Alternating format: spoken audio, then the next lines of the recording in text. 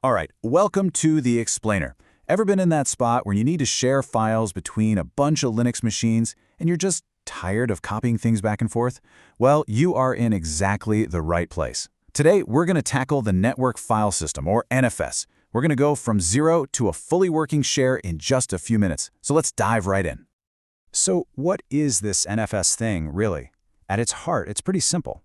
It's a protocol that lets you share directories over a network, making them look and feel like they're right there on your own computer.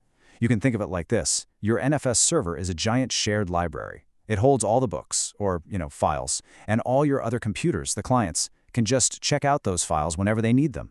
It's all about having one central, super-organized spot for your data. Okay, but why would you actually use this? Well, picture this. You're running a whole cluster of web servers, and they all need access to the exact same website files.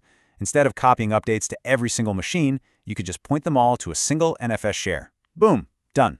Or, how about this? What if you wanted your home directory to follow you, no matter which machine on the network you log into? Yep, NFS is perfect for that too.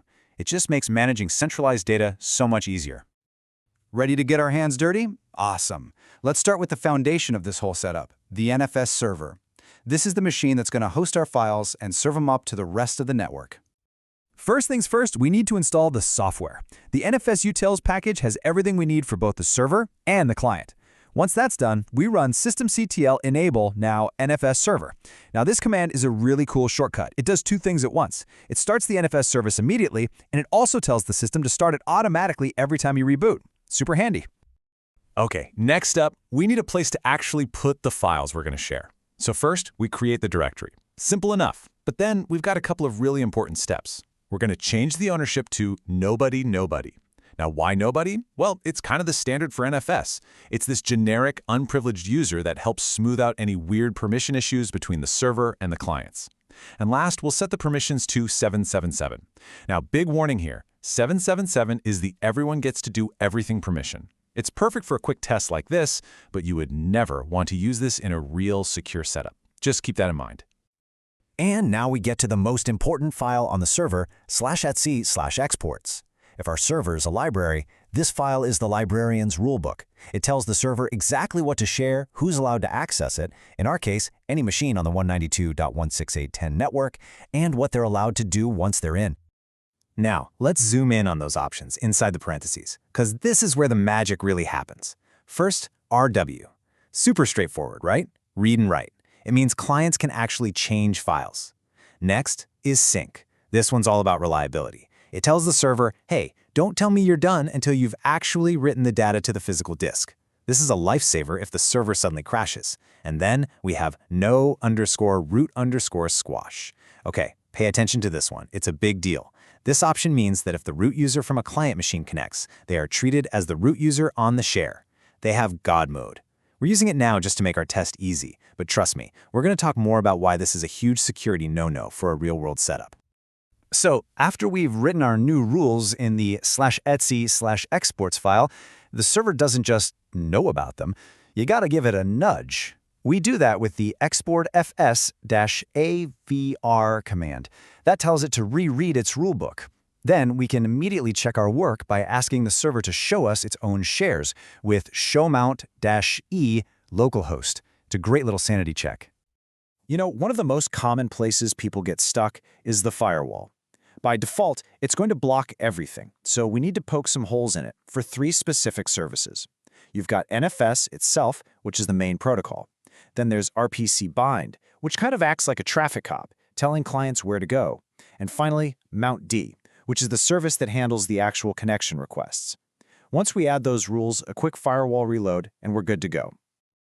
All right, our server is set up. It's broadcasting its share to the network. Everything's looking good. Now it's time to switch hats.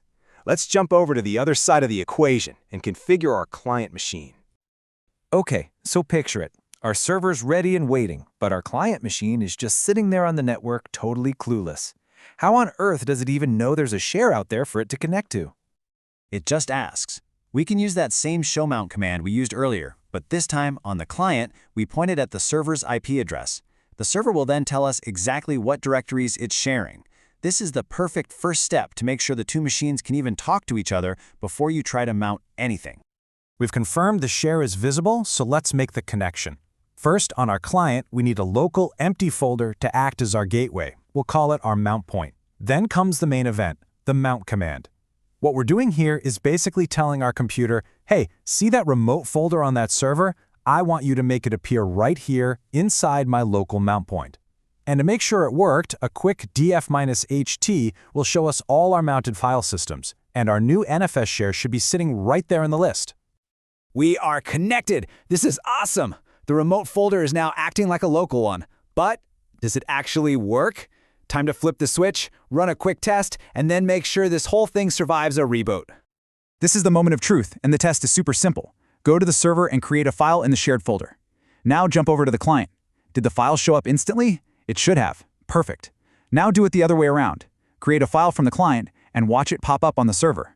If that works, you've officially confirmed two-way read-write access is good to go. Fantastic! It all works! But we have one last little problem. If you were to reboot the client right now, that connection would be gone. To make it stick around permanently, we just need to add one line to a special file called /etc/fstab. Think of this file as the client's startup checklist for file systems. This one line tells it, hey, every time you boot up, I want you to reconnect to this NFS share automatically. Set it and forget it. Okay, so we have a working, persistent share. That is a huge win. But before we wrap up, let's take a minute to level up from just functional to professional with some key tips for security and troubleshooting.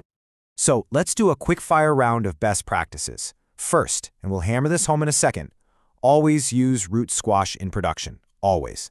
Second, always use show mount to test your connection before you try to mount. It'll save you headaches. Third, try to use NFS version 4 if you can. It's just better, more secure, and faster. And finally, in that fstab file we just edited, add the _netdev option. This tells the system, hey, this is a network drive, so wait for the network to be online before you try to connect. It's a lifesaver for preventing boot errors. And here's what you should absolutely avoid. Number 1, do not use no root squash in production. It is a massive security hole. We'll say it again. Second, don't forget your firewall rules. That's probably the number 1 reason connections fail. And finally, don't forget to run exportfs -arv after you make changes to your exports file. Otherwise, your changes just won't apply. And this right here is the golden rule, the single most important security tip for NFS. Remember how we use no root squash? Well, the safer, default, and correct option for production is root squash. What it does is simple. If a remote root user connects, it automatically squashes them down to that unprivileged nobody user we talked about earlier. This prevents a compromised client from having root access to your server's files. It's absolutely critical. Sooner or later, you're gonna hit a snag. It happens. But the fixes are usually pretty simple. If you see permission denied, the first place to look is your /etc/experts file on the server and the actual folder permissions. If you get connection timed out, I'd bet money it's a firewall rule you forgot. And if your share mounts just fine manually, but fails when you reboot, you probably just need to add that little _netdev option to your fstab file. And there you have it. Just like that, you've got a working auto-mounting NFS share. You configured the server, you've hooked up the client, and you've even touched on some of the most important security basics. But this is just the foundation. So the real question to leave you with is, what's next? How do you take this simple setup and make it truly production ready? Are you going to dive into performance tuning, maybe explore high availability so it never goes down? Or what about locking it down with some serious authentication like Kerberos? That, my friends, is where the real fun begins.